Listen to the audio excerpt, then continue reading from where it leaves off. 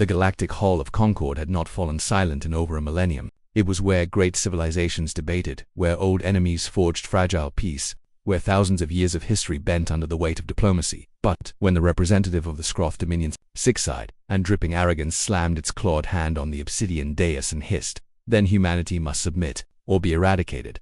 The silence was absolute. Every delegate, from insectoid hives to crystalline thinkers, froze, some in disbelief, others in grim satisfaction. For months, the humans had resisted new trade laws, refused surveillance treaties, and denied the soft leash of the Council. The Skroth, oldest of the founding races, had finally lost patience. The human ambassador stood very still. He was a tall man, scar running across his left cheek, his eyes sharp in the artificial lighting. His name was Jonathan Reeves, though few in the chamber would remember it after today. They would remember only what he said. On behalf of Earth and all her colonies, Reeves began, voice quiet but unshaking. I acknowledge your declaration. A ripple of amusement slithered through the alien ranks. The Skroth bared its teeth. Acknowledgement of defeat is the wisest. Reeves cut him off. No, you misunderstand. He leaned forward, his words like iron striking the chamber walls. You have not declared humanity's end. You have just declared your own. The laughter that followed was thunderous. Delegates slapped appendages on their seats. Crystalline voices chimed like bells. Insectoid mandibles clacked. Even allies of Earth shook their heads. Humanity was young, fragile, barely a few centuries beyond its homeworld. They had no fleets that could match the Dominion, no armies that could stand against genetically bred shock troops. The Skroth hissed, savoring the mockery. You think your kind are dangerous. To us, Reeves only smiled. A grim, dangerous smile that carried something no other species could fake. To everyone. 2 weeks later, the war began. The Skroth sent their fleet's first grand armadas of living warships. Scales hardened against nuclear fire, hulls bristling with particle lances. They swarmed toward the Sol system, confident they would rip Earth to ash in days. And for 3 days, nothing happened.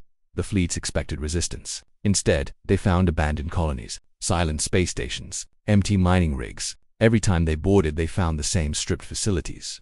Booby traps that turned corridors into infernos, automated systems rerouted to explode in chain reactions. Humanity hadn't fled. Humanity had prepared. On the 4th day, the first human strike came. Not fleets, not armies. A single ship dotted ghosted in on dark thrusters, undetectable until it was inside the heart of the Dominion's formation. When their sensors finally pinged, it was too late. The vessel detonated with a force that should not have been possible for its size. Entire cruisers were shredded, their armored hulls folding like paper. The Council watched the reports in horror. Suicide tactics. One species whispered, madness. But the Skroth fleet commanders began to notice something more frightening. It hadn't been suicide. The ship had been remotely piloted. No human lives lost by week's end. 40 Skroth vessels were destroyed by a handful of drones. Humanity did not fight by numbers. Humanity fought by imagination. They laced entire star systems with false signals, leading the Dominion into ambushes where asteroids became weapons and dead moons bled mines. They hijacked Dominion communications, splicing in distorted human voices whispering, "We see you." They hacked biological warships, rewriting instincts so the living fleets turned on their masters. One Skroth admiral respected, for centuries, was found strangled in his own command chamber. The walls smeared with a message written in human blood. This is mercy. The next won't be quick.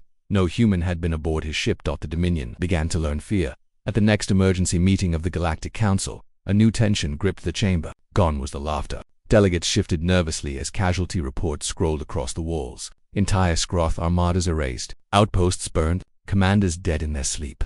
The crystalline Xi leaned forward, their light fracturing across the chamber. This is impossible. Humans lack the industrial base, the resources.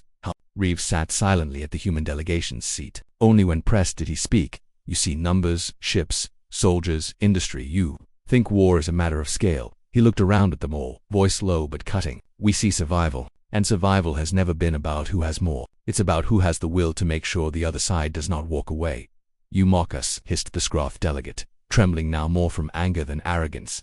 Reeves' smile was gone. You mocked us the day you called us weak. Now you are learning the truth. Humanity doesn't start wars, but when they're forced on us, he leaned in, his eyes hard enough to silence the chamber again. We end them. Months passed. The Skroth Dominion fractured under the weight of fear. Fleets deserted.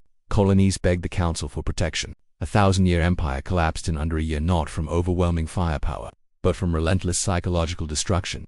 Everywhere the Dominion turned, humans were already there. Not fleets, not legion, ghosts in the dark, saboteurs who tore apart logistics, hackers who turned their own defenses inward, commandos who struck once and vanished like shadows.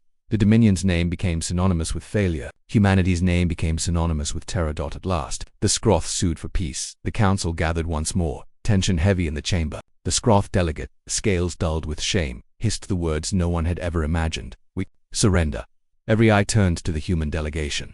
Reeves stood slowly, his hands clasped behind his back. We never wanted this war, he said softly. But you made a mistake. You thought humanity fragile, easy prey. He let the silence stretch, his gaze sweeping across the chamber. Now you understand. You didn't declare war on a planet. You declared war on the most lethal species alive. The council did not laugh this time. They did not mock. They only sat in silence, staring at the humans with something far more dangerous than contempt. They stared with fear.